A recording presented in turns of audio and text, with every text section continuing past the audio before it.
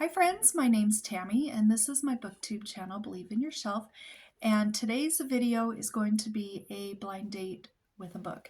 Actually, it's going to be a blind date with two books. So I have done this a couple of times before here on my channel and I've had really good luck, so I thought I'd try it again.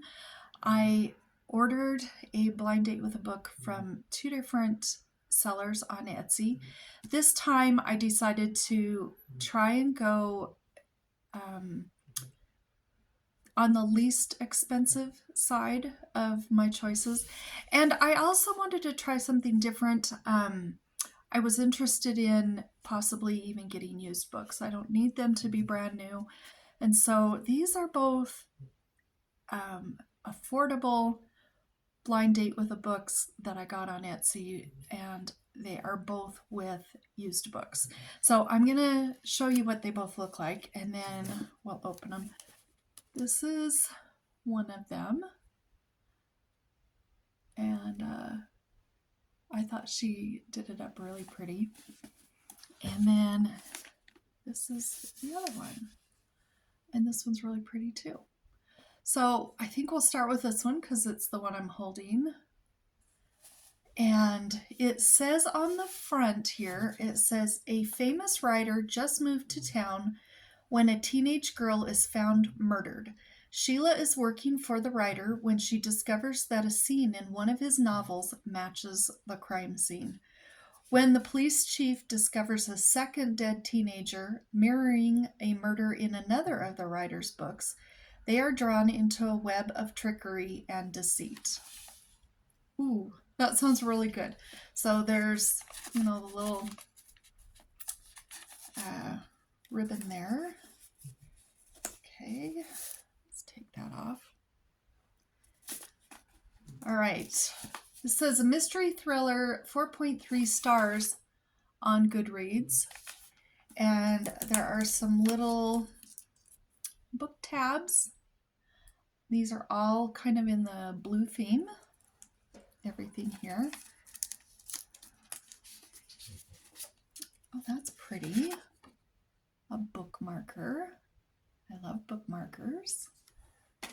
And looks like a hot chocolate.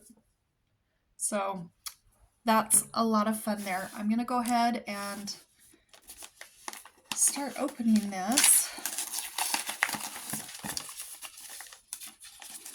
I love how they package these with the little flaps.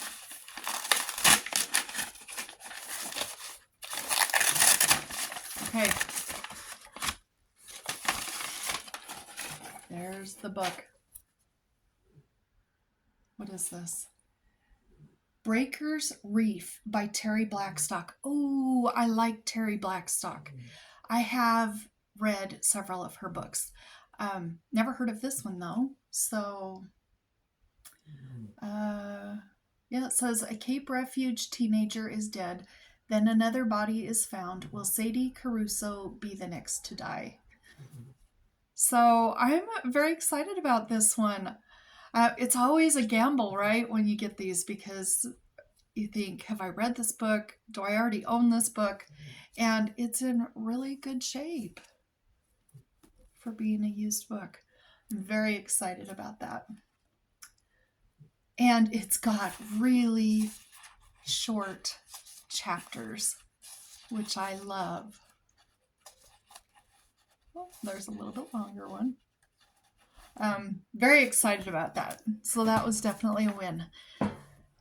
This is the second one, and we'll go ahead and get this one opened up. There's nothing about it on the front.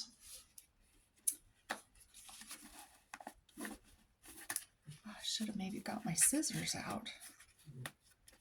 Let's see, I got it.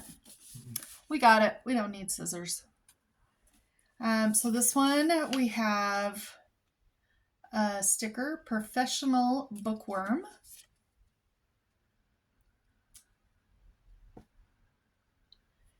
And there is a little T and her card.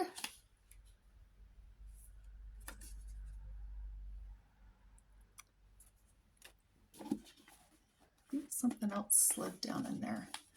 Oh, we got another bookmarker. Oh, I like this.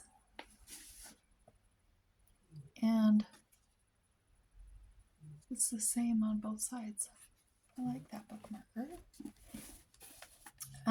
Okay, we're going to go ahead and open this. Oh, there is something else that slid down there. It says, a book a day keeps reality away. Love it. Okay. What will this be? I have no idea. I'll read the back of this one, since we don't know what it is. Oh, it's a hardback. Okay.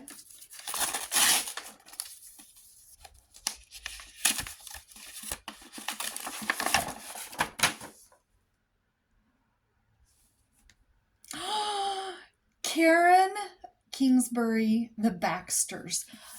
Okay, I read a book. My oldest granddaughter gave me a book for my birthday, and it was by this author, and it was about the Baxters when they were children.